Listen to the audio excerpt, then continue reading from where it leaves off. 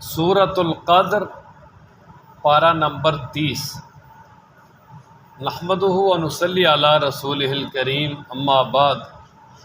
اعوذ باللہ من الشیطان الرجیم، بسم اللہ الرحمن الرحیم۔ انا انزلناہ فی لیلۃ القدر وما ادراک ما لیلۃ القدر لیلۃ القدر خیر من الف شہر، صدق اللہ العظیم۔ یہ مکی صورت ہے اور ترتیب نزولی کے اعتبار سے اس کا 25واں نمبر ہے، اور ترتیب توقیفی میں یہ 97 نمبر پر ہے، اور اس سورہ مبارکہ کے ایک ہی رکوع ہے اور 5 آیاتیں، اور اس کی وجہ تسمیہ سورۃ القدر اس کا نام اس لیے رکھا کہ اس کی پہلی آیت میں لفظ قدر موجود ہے، اور اس کا اس سے پہلی صورت کے ساتھ ربط یہ ہے کہ کمال کے لیے 2 چیزیں ضروری ہیں۔ ایک تو یہ ہے کہ کمال علمی ہو، علم ہو، اور دوسرا کمال عملی ہو، انسان کے اندر عمل ہو۔ تو کمال علمی کو بیان کیا ہے اس سے پہلی صورت اقرا میں، اور اب اس سورہ مبارکہ میں کمال عملی کو بیان کیا کہ اگر کوئی آدمی اللہ تعالیٰ کے ہاں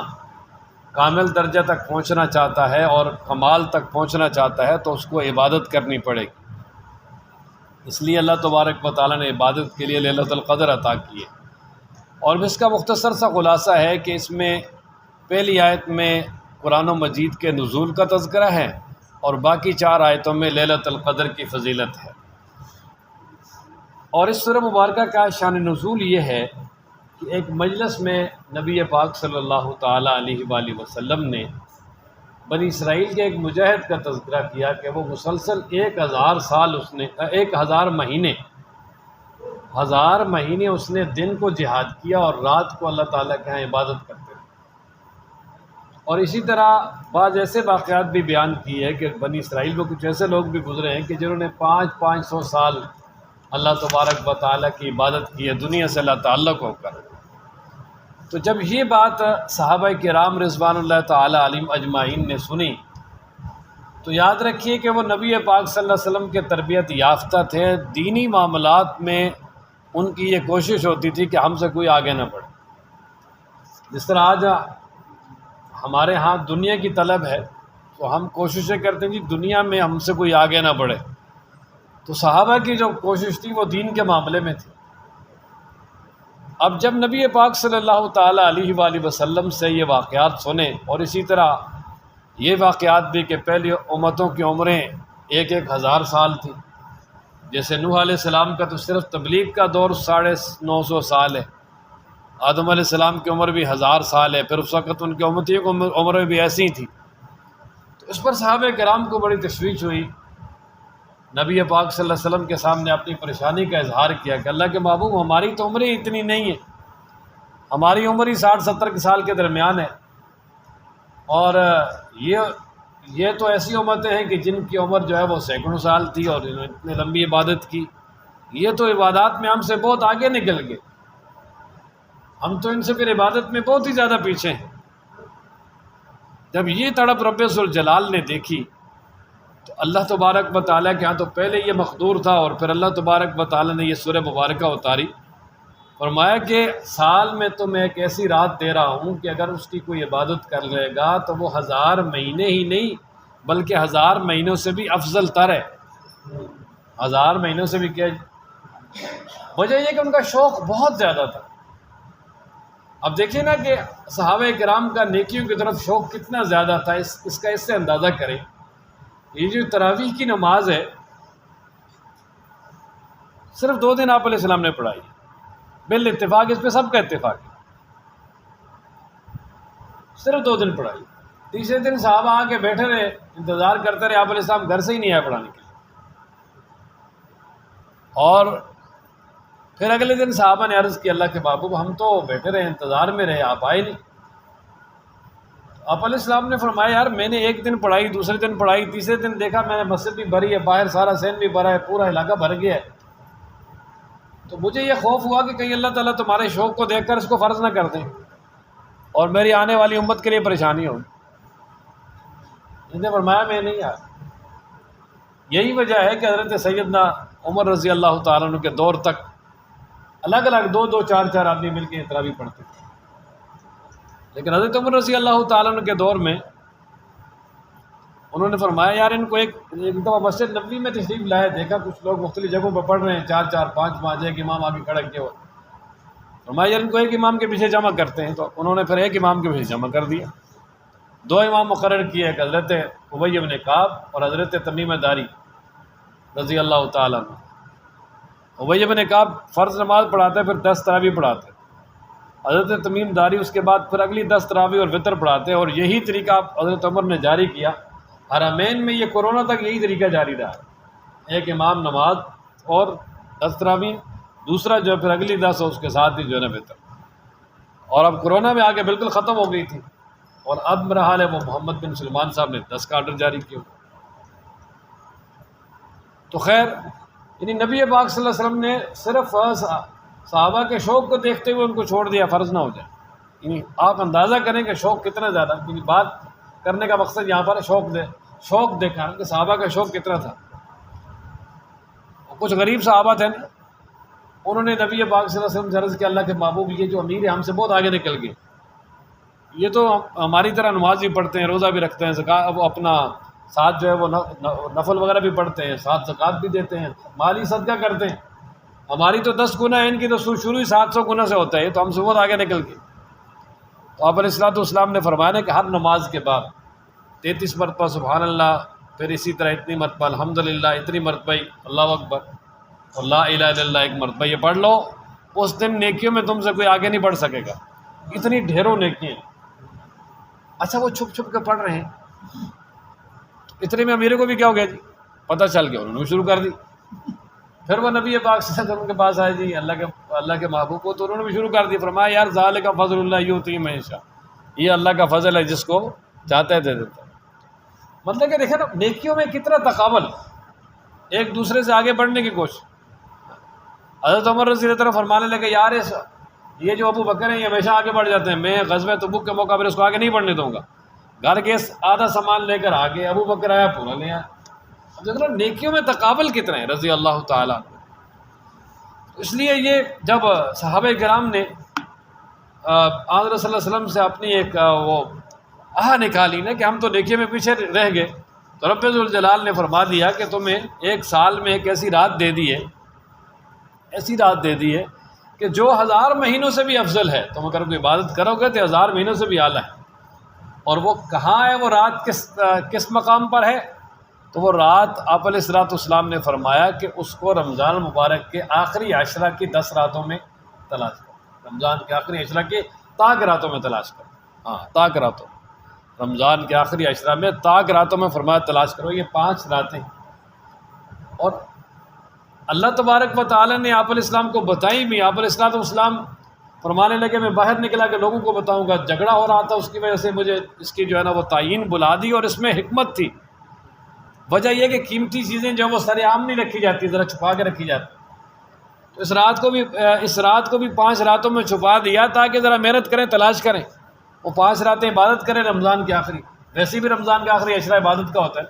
آپ علیہ الصلوۃ والسلام کے بارے میں ام المؤمنین فرماتی ہیں رضی اللہ تعالیٰ عنہ کہ آپ علیہ الصلوۃ والسلام جب آخری عشرہ آتا تھا تو فرمایا وہ اپنے تہبند کو کس لیا کرتے تھے، یعنی خوب اہتمام سے تیاری کرتے تھے، اور فرمایا اپنے گھر والوں کو بھی ساتھ جگاتے تھے۔ تو یہ آخری عشرہ کی تاک راتوں میں چھپایا اس کو، تاکہ ایک رات میں عبادت کر کے سائڈ پہ نہ ہو جائیں، ذرا 5 راتیں محنت تو کریں نا۔ اور یہی وجہ ہے در منصور میں بہقی کے حوالے سے ایک حدیث مبارکہ نقل کی ہے کہ حضرت علی رضی اللہ تعالیٰ عنہ نے حضرت عمر رضی اللہ تعالیٰ عنہ کو مشورہ دیا تھا کہ رمضان المبارک میں کوئی ایسا نظام بنائیں، رمضان المبارک میں ایسا نظام بنائیں کہ جس میں لوگ عبادت کریں تاکہ لیلۃ القدر جو وہ مس اور ضائع نہ ہو۔ اور پھر حضرت علی رضی اللہ تعالیٰ عنہ کے مشورے سے جو ہے نا حضرت عمر رضی اللہ عنہ نے یہ تراویحوں کو اکٹھا کیا سب۔ در منصور میں بہقی کے حوالے سے حدیث نقل کی ہے کہ حضرت علی رضی اللہ عنہ نے مشورہ دیا کہ فرمایا کہ ایسا نظام بنائیں تاکہ جو رمضان کی راتیں ہیں یہ ضائع نہ ہوں، اور ان میں جو اللہ تبارک و تعالیٰ نے فضیلت رکھی، اور خاص طور پہ جو لیلۃ القدر والی فضیلت رکھی ہے وہ امت سے مس نہ ہو جائے، ضائع نہ ہو جائے، اور اس وقت سے ہی جو ہے وہ یہ اس چیز کو شروع فرمایا، ایسا نظام مقرر کیا کہ اب الحمدللہ روزانہ جو ہے نا وہ حافظ قرآن و مجید پڑھتا ہے، باقی سارے اس کے پیچھے سنتے ہیں، اور اگر باقی عبادت نہ بھی ہو سکے تو وہی کافی ہے، لیلۃ القدر کی جو ہے نا وہ فضیلت سے معروم نہیں ہوگا۔ تو اس لیے فرمایا نا انا انزلناہ، بے شک ہم نے اس کو اتارا۔ اچھا انزلناہ میں جو ہو ضمیر ہے نا، اور یہ ضمیر کے لیے پہلے مرجع ہونا ضروری ہے، یعنی جس چیز کی ضمیر لائی جائے نا تو اس سے پہلے وہ خود ہو، عربی کا یہ تقاضا ہے گرامر کا۔ لیکن یہاں پر قرآن و مجید جو ہے نا اس کا تذکرہ نہیں ہے پہلے، تو اس کو جو ہے نا مرجع حکمی کہتے ہیں، اور یہ یعنی ایسا ہے کہ جب ایک چیز اتنی واضح ہو جائے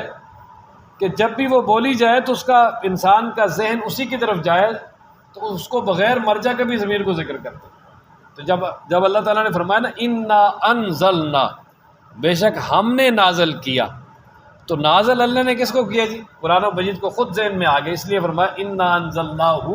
کہ بے شک ہم نے اس کو اتارا، یعنی قرآن کو اتارا، فی لیلۃ القدر، لیلۃ القدر میں۔ اچھا لیلۃ القدر میں قرآن اتارا، اس کا مفہوم یہ ہے کہ حضرت عبداللہ ابن عباس رضی اللہ تعالیٰ عنہ سے منقول ہے کہ جو قرآن و مجید کو اتارنے کے جو یعنی دو ادوار ہیں۔ ایک، اللہ تبارک و تعالیٰ نے قرآن و مجید کو لوح محفوظ سے اتارا آسمان دنیا پر ایک خاص مقام میں اس کو محفوظ کر دیا، اور حضرت سیدنا جبریل امین کو بتا دیا پورا مکمل طور پہ کہ یہاں سے موقع کے مطابق نبی پاک صلی اللہ علیہ وسلم کے پاس لے کر جانا ہے۔ تو یعنی لوح محفوظ سے آسمان دنیا تک ایک مرتبہ نازل ہوئے، اور وہ لیلۃ القدر میں نازل ہوا، اور یہ اسی کا تذکرہ ہے۔ اور اس کے بعد پھر آگے 23 سال 2 ماہ 10 دن میں تھوڑا تھوڑا کر کے قرآن و مجید نبی پاک صلی اللہ تعالیٰ علیہ وآلہ وسلم کے قلب اطہر پہ نازل ہوا۔ اسی لیے پہلی کتابوں کے بارے میں جہاں بھی لفظ استعمال ہوا وہ انزلنا ہے، انا انزلنا التورات، ہم نے تورات اتاری۔ لیکن قرآن و مجید کے اتارنے کے بارے میں 2 طرح کے الفاظ ہیں، ایک انزلنا اور ایک ہے نزلنا، انا نحن نزلنا الذکر و انا لہ لحافظون، کہ بے شک ہم نے اس کو اتارا۔ نزل کا معنی بھی وہی ہے، انزلنا کا معنی بھی وہی ہے، یعنی ظاہری طور پہ۔ اور اسی طرح تنزیل من رب العالمین، وہ نزلنا کا مصدر ہے۔ تو انزلنا کا معنی ہوتا ہے ایک بار اتارنا، اور نزل کا معنی ہے تھوڑا تھوڑا کر کے اتارنا۔ تو اسی لیے یہاں پر قرآن و مجید کے لیے انزلنا کا لفظ استعمال کیا کہ لیلۃ القدر میں ایک مرتبہ ہی آسمان دنیا پر اللہ تعالیٰ نے اس کو نازل کر دیا، اور پھر اس سے آگے والا جو نبی پاک صلی اللہ علیہ وسلم کے قلب مبارک تک ہے، اس تک کے لیے تنزیل کا لفظ استعمال کیا، نزلنا کا لفظ استعمال کیا ہے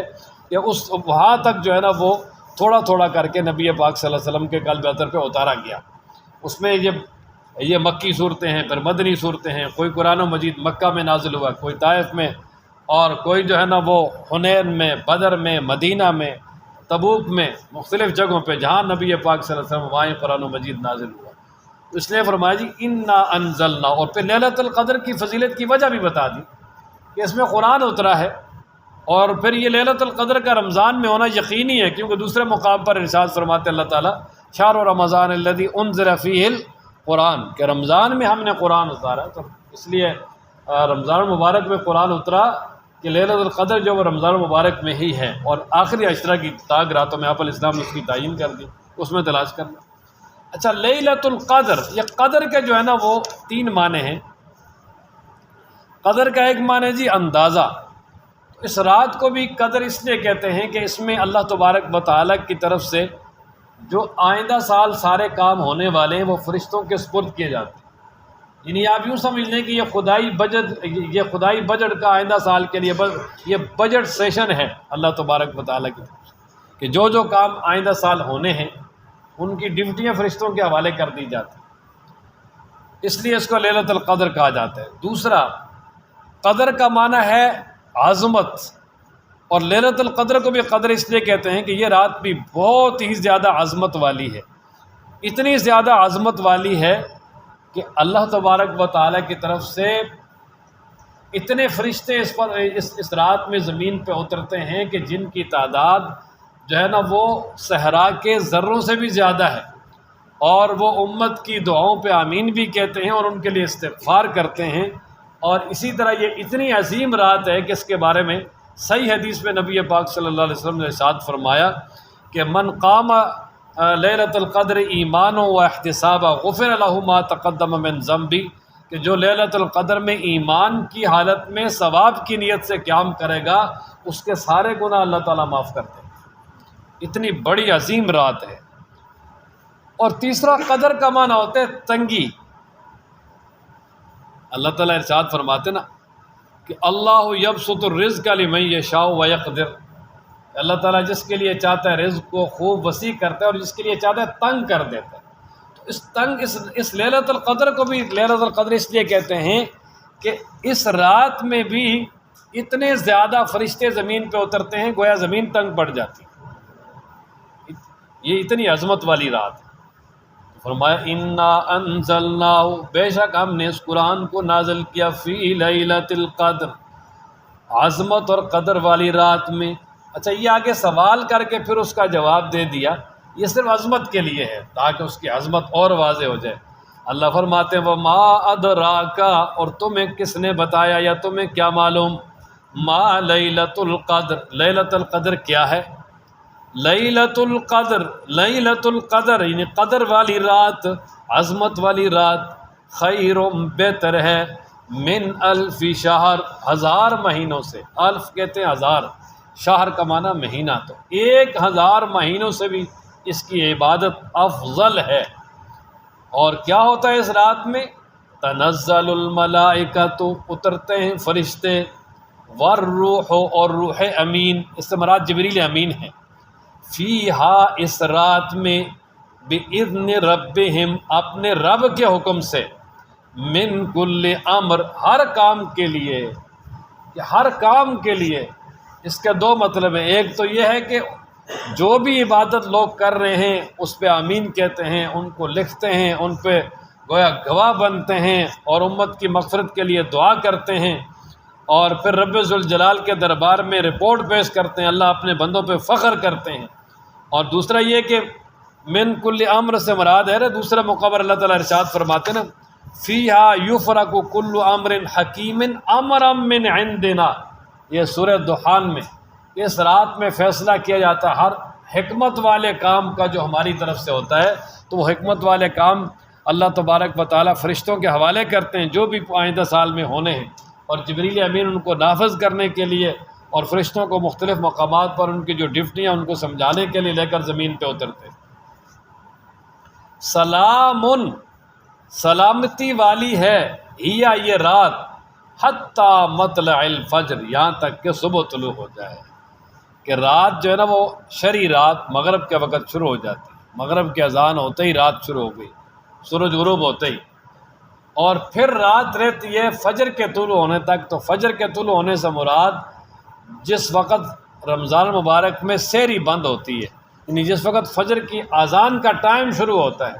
جس طرح آج کل یہ مرحلہ 4:04 پہ، تو یہ جو فجر کا جو ٹائم ہے،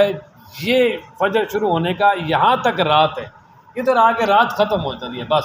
تہجد کی نماز آدمی یہاں تک ہی پڑھ سکتا ہے۔ جب فجر طلوع ہو گیا تو پھر آگے تہجد کی نماز نہیں، پھر آگے فجر کی سنتوں کا اور فجر کا ٹائم آ جاتا ہے، تہجد کا ٹائم ختم ہو جاتا ہے، رات یہاں پر ختم ہو جاتی ہے، تو فجر سے وہ مراد ہے۔ تو فرمایا سلام، سلامتی والی ہے یہ رات، سلام ہیا، سلامتی والی ہے یہ رات، پوری رات اللہ کی طرف سے سلامتی اترتی رہتی ہے۔ اللہ تعالیٰ اپنے بندوں کو شیطان کے شر سے، ہر شر سے محفوظ رکھتے ہیں، اور بندے جو ہیں عبادت کرتے ہیں تو اللہ تبارک و تعالیٰ اس پہ ڈھیروں اجر اور ثواب اور ان کی سلامتی کے فیصلے کرتے ہیں، حتی مطلع الفجر، یہاں تک کہ فجر طلوع ہو جائے۔ تو اللہ تعالیٰ ہم سب کو قرآن پڑھنے، سمجھنے، عمل کرنے کی توفیق عطا فرمائے، اور جو نبی پاک صلی اللہ علیہ وسلم کے اصحاب کے اندر ایمان اور نیکیوں والا جذبہ تھا، اللہ تعالیٰ ہمیں بھی ایسا ہی جذبہ نصیب فرمائے۔ وآخر دعوانا الحمدللہ۔